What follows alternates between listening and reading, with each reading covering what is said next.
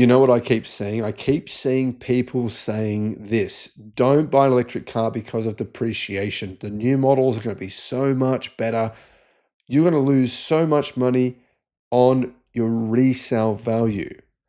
Now, in light of what's happening in the hybrid space, this is a pretty ridiculous comment because the difference between today's EVs and the new generation EVs coming is significant. It is. There's no question. I won't argue against that. But it is nowhere even remotely close to the difference in today's hybrids technology, talking plug-in hybrids and EREVs, versus the next generation. The difference is enormous. And honestly, if you're worried about your resale value buying a new EV today, you should be much more concerned about the resale value of a hybrid, whether that's plug-in hybrid or just a traditional hybrid. Hello, my friends. Welcome to the channel. I'm Sam Evans. You're watching the Electric Viking. YouTube's new algorithm means that you're often not getting all of our videos in your feed. There's 7,500. I'm pretty sure you're probably not seeing a lot of them. In the description, there is a link to our newsletter. Click on that and you can get an update every day of all the latest news in the electric car industry. I've made several videos on this topic and I think people are still not listening, and I don't understand why people are doing this, because these same people that buy these plug-in hybrids and hybrids, traditional ones, they're the same ones that say they don't want to buy an EV, for many of them, for resale. Now, the average DC charging speed of a plug-in hybrid today is 40 kilowatt, right? Some of the better ones have 50, some of them even have 80, some of them have 20, some of them even have 15. Average is about 40 to 50 kilowatt DC charging. The average range of your plug-in hybrid is about 80 kilometers, just not too bad. Average range of a traditional hybrid, well, it's not even worth talking about. But I mean, the difference between that technology and the new generation that's, launching in China or is already on sale in China is astronomical. The new Zeekr plug-in hybrid that they launched recently has 450 kilometers of range and charges at 500 kilowatt charging speeds. Every XPeng model, I believe I've been told, will have an EREV version. And they will all have around 400 plus kilometers of EV only range and 350 kilowatt DC charging. So there's that. And there's also this: Xiaomi, Great Wall Motors, and Elite Motor, their PHEVs will get 80 kilowatt hour batteries next year. The Xiaomi Kunlun EREV crossover and plug-in hybrids from Great Wall Motors and Elite Motor will adopt an 80 kilowatt hour battery pack next year, which will have higher energy density than the batteries in your plug-in hybrids today. They will become plug-in hybrid vehicles with the biggest battery capacity, overtaking the Zeekr 9X and other vehicles from Geely. Most buyers of plug-in hybrids and EREV vehicles in China tend to use them as battery electric cars without turning on the internal combustion engine. Unlike people in Europe and Australia, who unfortunately will often use them just using the engine alone, which is crazy. An internal combustion car is using the motor in their hybrids is really only used for rare occasions like driving to other cities, etc. Therefore, there is an arms race going on right now, says Car News China, between manufacturers of EREVs and plug-in hybrids. And therefore, they're being forced to improve their technology.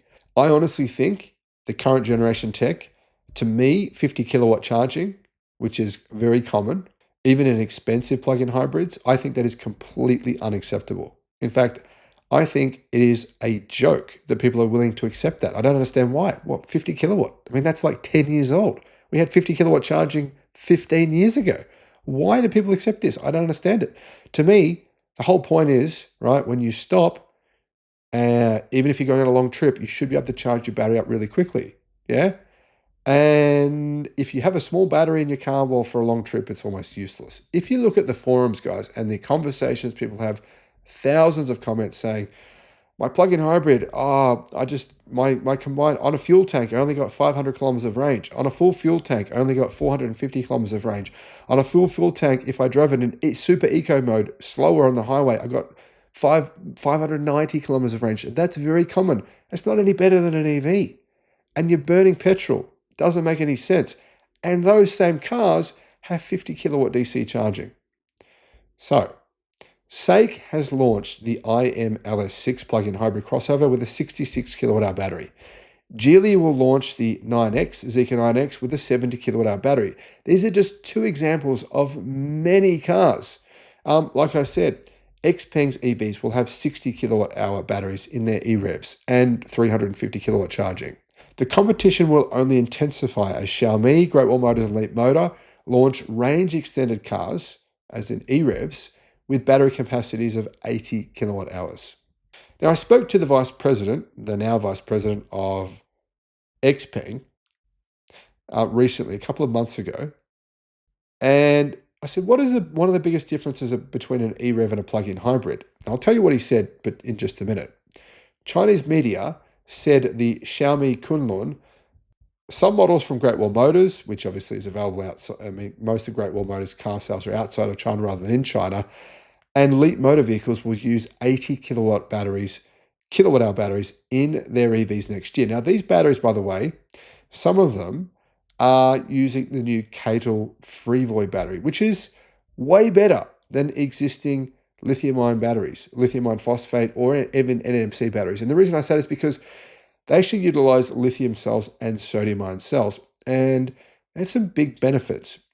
The benefit is the sodium-ion battery cells mean that in super cold weather, you can still charge at similar speeds. And in super cold weather, battery degradation or battery losses are very, very small, much smaller than what you get with lithium batteries, traditional lithium batteries. Plus, sodium battery cells last quite a lot longer than lithium battery cells. And if you disagree with that, well, just look at what the manufacturers are saying. I mean, CATL's saying their new sodium batteries will last for 5 million miles. They're saying that their lithium iron phosphate batteries will last for 1 million kilometers. It's a big difference. Now, what is the range from these vehicles? Well, a variety of models, at least 20 models that I've found in China, will use, as of next year, 80 kilowatt hour batteries, giving them a range of 400 to 500 kilometers. If you did buy a plug-in hybrid today, you'd be lucky to get more than 100 kilometers. That's normal, yeah? Maybe 150 in some models with a bigger battery. But that's a really big difference to 400 to 500 kilometers. I mean, put it this way. Imagine if I said to you, you just bought whatever car it was. Let's say yesterday you bought a Tesla Model Y. It's the most common car. Or you bought a BYD C-Line. And I said to you, well, okay, well, how much range has your EV got? And you said, well, it's got 500 kilometers of range. And what about if I said to you, well, okay, well, in 2 months, that's going to have 1,000 kilometers of range for the same price, or approximately the same price, and double the charging speed, or even not double, but 6 to 7 times the charging speed. And the batteries will last longer, and they'll perform better in cold weather. Now, do you think anyone would want your car? Honestly. I mean, yeah, they would, but the resale value would collapse. Now, it's not going to happen. We're not going to see EVs next year with double the range, but we are going to see plug-in hybrids with more than double the range, more than double, and 6 times faster charging speed. How do you think the resale value of your car is going to go, assuming you bought a plug-in hybrid recently, with 50 kilowatt charging or less and 100 kilometers of range or less, when the new versions will have 400 to 500 and 400 to 500 kilowatt charging? Now, those are approximate numbers, but I think you get the point. And if you bought a plug-in hybrid, well, I didn't do this video to try and attack you. I just did this video to tell people, I think if you're waiting to buy a car, the smart choice, buy an EV today or wait to buy a plug-in hybrid if you need a plug-in hybrid. That's what I'd be doing. Now, interestingly, some automakers in China are going to start, they're either using the Freevoy battery, which is a combination of lithium and sodium cells, or they're going to be using high nickel batteries. And these high nickel batteries mean these batteries have much higher energy density than lithium iron phosphate. Now, of course, they don't have some of the benefits of lithium iron phosphate, but that high nickel means the weight is significantly reduced so that their hybrid cars are not monstrously heavy, which sometimes they are. Car News China says this: 8 series high nickel batteries appeared to be unstable and unreliable in the past. They offered poor thermal stability and a short life cycle, but high energy density. However, the world's biggest battery maker, CATL, is about to launch the new generation of these batteries next year. The 8 series high nickel battery is a type of ternary nickel manganese cobalt battery, NMC battery. Currently, most NMC batteries have a more stable 5 series technology with a nickel, cobalt, and manganese ratio of 5:3. But the new ones will have much more nickel, giving them a higher energy density. Chinese-made plug-in hybrid vehicles with 80 kilowatt-hour batteries will overshadow many EV cars available in the market, says Car News China. For example, the long-range variant of the Tesla Model Y has a 78.4 kilowatt-hour battery, and the Xpeng G9 has a 79 kilowatt-hour battery, meaning that a lot of these plug-in hybrids will have even bigger batteries than standard EV-only cars.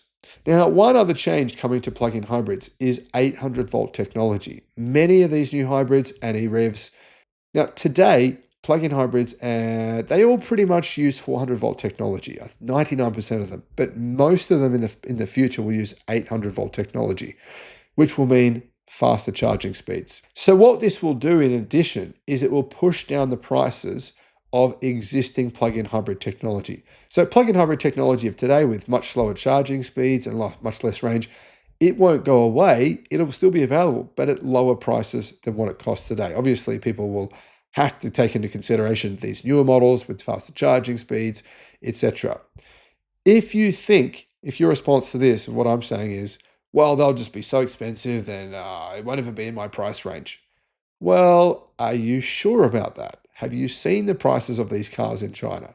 Do you know what the price is?